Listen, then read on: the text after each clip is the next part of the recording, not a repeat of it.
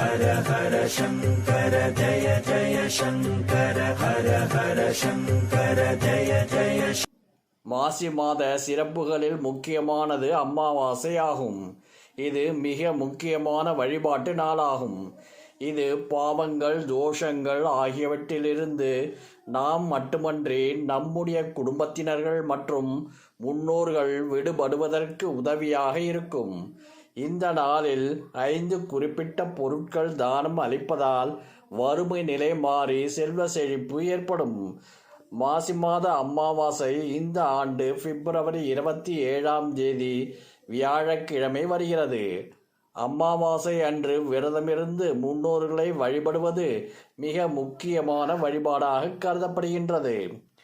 மாசி மாத அமாவாசையை பால்குண அமாவாசை என்றும் பால்குண மாதத்தில் நிறைவு நாள் என்றும் சொல்வதுண்டு. இது பித்ரு தோஷத்திலிருந்து விடுபடுவதற்கான நாளாக கருதப்படுகின்றது.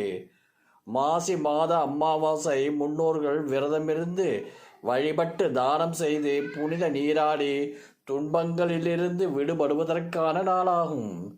இந்த நாளில் கங்கை யமுனை சரஸ்வதி போன்ற புனித நதிகளில் நீராடுவதால் நாம் மட்டுமன்றி நம்முடைய முன்னோர்களும் பாவங்களிலிருந்து விடுபடுவார்கள் என சொல்லப்படுகின்றது. இப்படிப்பட்ட சிறப்புமிக்க மாசி மாத அமாவாசை பிப்ரவரி 27 வருகிறது. இந்த நாளில் 5 பொருட்கள் தானம் கொடுத்தால் வறுமை துரதிர்ஷ்டம் போன்ற துன்பமான நிலைகளிலிருந்து விடுபட முடியும்.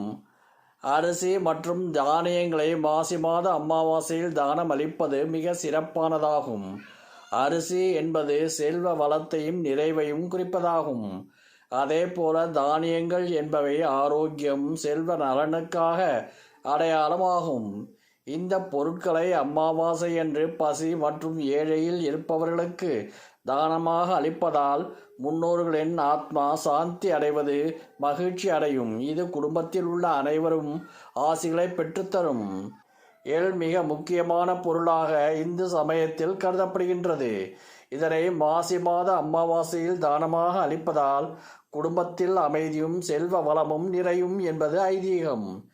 இது நம்முடைய முன்னோர்கள் முக்தி அடைவதற்கு மறுபிறவி இல்லாத நிலை அடைவதற்கும் உதவும் என்று சொல்லப்படுகின்றது. மாசி மாத அமாவாசை என்று தேவைப்படுபவர்களுக்கு பிராமணர்களுக்கு உணவு மற்றும் பழங்கள் தானமாக அளிக்கலாம். இது மிக உயர்ந்த புண்ணிய பலனை தரும். அன்னதானங்களில் சிறந்த தானமாக கருதப்படுவதால் முன்னோர்களின் ஆசியும் செல்வ வளமும் கிடைக்கும். பழங்கள் ஆரோக்கியம் செழிப்பின் அடையாளமாகும்.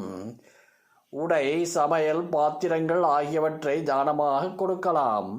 அமாவாசை அன்று புதிதாக வாங்கிய ஆடைகளை தானமாக கொடுப்பது புண்ணியமாகும். அமாவாசையில் எண்ணெய் நெய் ஆகியவற்றை தானமாக அளிப்பது நல்லது. நெய் வளர்ச்சியின் அடையாளமாகவும் எண்ணெய் என்பது ஞானத்தின் அடையாளமாகவும் கருதப்படுகின்றது. இதனால் கோவில்களுக்கு விளக்கேற்ற எண்ணெய் வாங்கி கொடுக்கலாம். ஏழைகளின் வீடுகள் கோவில்களில் சமைக்க வாங்கி கொடுத்தால் வீட்டில் அமைதியும் நேர்மறை ஆற்றல்களும் நிறைந்திருக்கும். ஹர ஹர சங்கர ஜய ஜய சங்கர ஹர ஹர சங்கர ஜய ஜய